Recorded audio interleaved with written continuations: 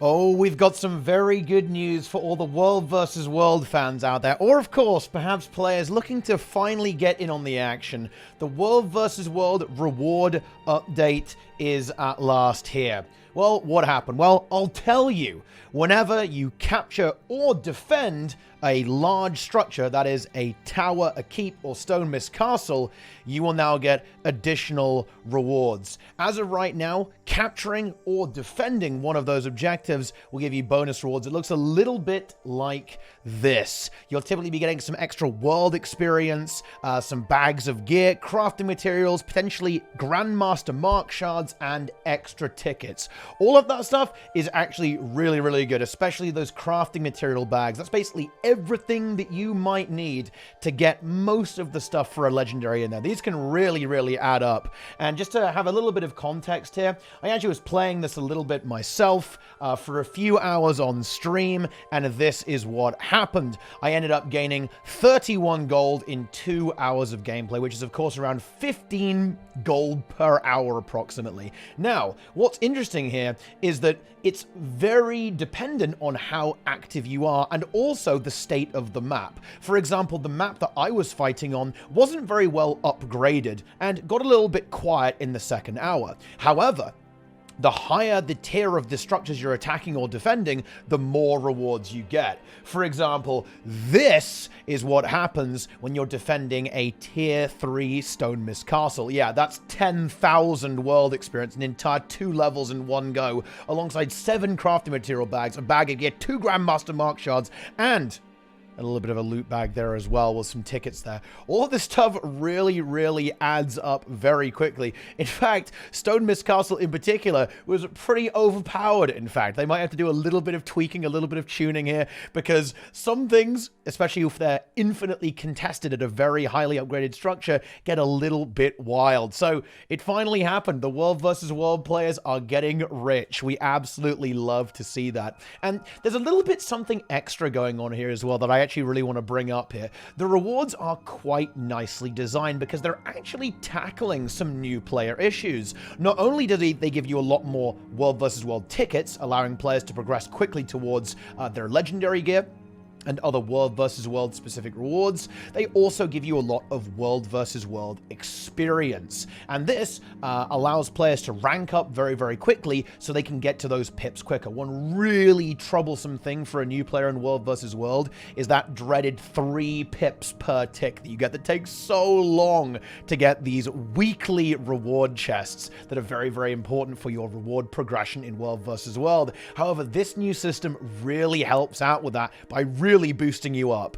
I actually gained 30 ranks in just about 2 to 3 hours of gameplay, which is incredible. That's really, really insane. And bear in mind, I wasn't on a super active map, actually. And I've heard some reports of people getting way more than that, like potentially 50 plus ranks in a single evening of gameplay, which is absolutely incredible for getting your foot in the door, getting your key World vs. World masteries unlocked, like gliding and the mountain and so on, while also getting towards those pips. All the time grinding out that gold very, very efficiently.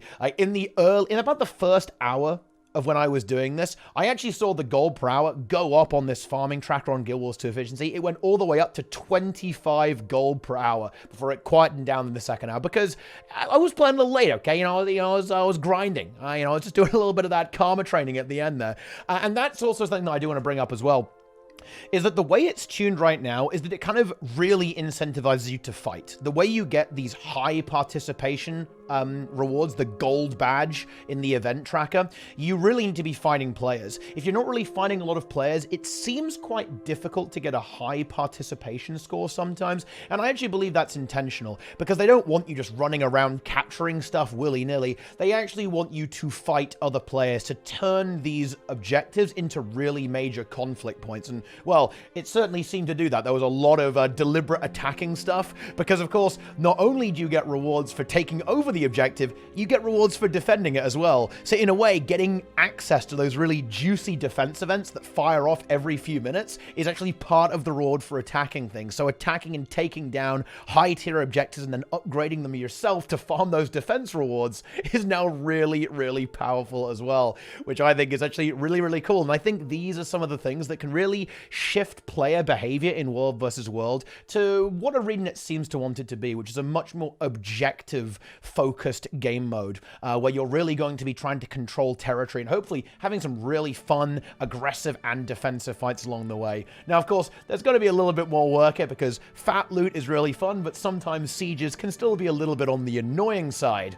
So I think that a bit of a look at Siege, Defender's Advantage, all that kind of good stuff is definitely in order to make sure that players are having fun while they're getting rich. But actually, I am really, really happy with this. I did not expect this to be as powerful as it was, and I am very happy with the results here. World vs. World is finally really getting to a solid standard when it comes to generating those rewards. And of course, it is worth noting that there's a little bit more to it than this as well. What you'll notice here is that there's actually quite a lot of raw gold here, right? This was 6.5 gold, around 3 wallet gold per hour from just 2 hours of gameplay. Now, this is particularly relevant and because, you know, people love seeing that gold number go up. But of course, the reason this is happening is because you're ranking up a lot, right? And whenever you rank up in World vs. World, you just get a little bit of coin thrown in there. So you actually do generate a very respectable amount of just raw wallet gold, which is certainly very useful and I think quite gratifying for players to actually grab and level up there. So pretty cool stuff indeed. And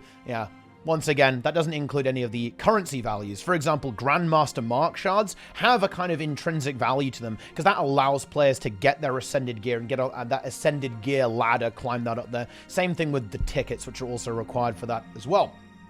So overall, World vs. World stuff looking really, really good. And bear in mind, this is the second part. So we've got our 8 gold weekly reward. Now we've got these bonus chests as well. It's fantastic stuff. And as a final note here, ArenaNet also did something really, really clever, I think. You get these bonus chests even if you fail to defend. They're actually working on making it work. So if you fail to attack, you also get a bonus chest, obviously with lesser rewards. But that type of incentive to give it a go, even if you're not certain to win, and still giving the player like, you know, hey, you tried, have a little something, right?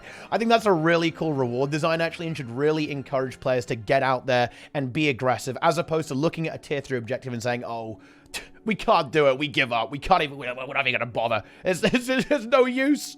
So I really love to see this, some fantastic changes here for World vs. World, and of course I'm really looking forward to seeing them iterate on this and fix some of the issues. For example, the participation stuff, as I mentioned previously, is maybe in a little bit of a need of tuning. For example, repairing walls in Stone Mist Castle is still very, very effective, and draining all the supply out of all the towers and keeps was highly prevalent, and I think in particular behavior like that does need to be looked at because it's kind of sabotaging, right? Like if you constantly repair the outer Stone Mist wall, you're kind of sabotaging your team to an extent, and it's kind of promoting some somewhat unhealthy gameplay. So I think adding some kind of system to prevent players from kind of aggressively leeching participation, particularly in Stone Mist, to be honest. It's not so much of an issue in other objectives where an objective isn't permanently contested, but because of the positioning of Stone Mist Castle, it's right in the middle of Eternal Battlegrounds. This essentially means that it's always going to be attacked. It's pretty much always contested, leading to a near permanent defense event, which of course leads to pretty insane rewards. Some of the numbers I heard were actually eye-watering on how ridiculously rich players were getting just by camping Stone Mist Castle and having infinite battles there and holding it when it's a highly upgraded objective. So yeah, that's fun. That's fun. Make sure to get in there and get your gold, get those ranks. It's a really good time to get into World vs. World right now. Super excited to see what they have in the future with future iterative approaches to, of course, rewards, game balance, and so on. And of course, alliances in the long run, because you betcha there's probably going to be a little bit of a reward structure tied into that as well. You know, perhaps some kind of leaderboard system or some kind of competitive structure that encourages participation over, say, a particular matchup. Say, hey, do your part for your alliance, do your part for your world.